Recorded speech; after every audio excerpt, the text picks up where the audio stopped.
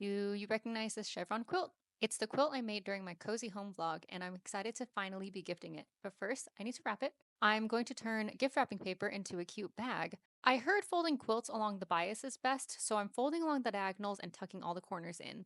Look at this wrapping paper! Isn't it so cute?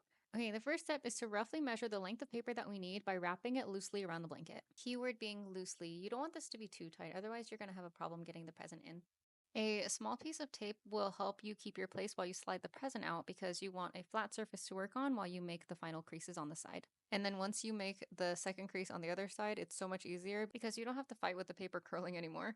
I then applied a more secure piece of tape and I'm eyeballing how tall I want the bottom to be.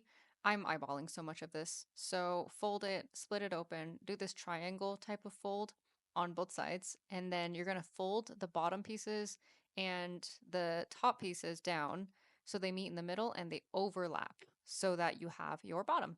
Tape, tape, tape. I'm going to be using a lot of tape throughout this. If you couldn't tell already, you can't be too secure, you know? More tape along the sides, and this is where it all kind of starts to come together and you can kind of see it. More tape, I told you. But let's take a second to admire my adorable tape dispenser. Look at those ducks and they're floating inside the tape dispenser. Okay, enough of that. We're gonna put the blanket into the bag, and this is where I told you, make sure it's loose because you're gonna have trouble putting it in. And then this is when I realized my whole arm went in here. I did not know how deep of a bag this was that I was making. We have to seal the top now. I ended up folding it over twice. More tape, I told you. Oh, actually more tape than that. And then I think this is the last piece of tape.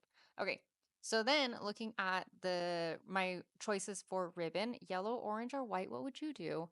I ended up going for the yellow and I'm eyeballing this here as well. I'm punching holes, just using a standard hole punch on either side.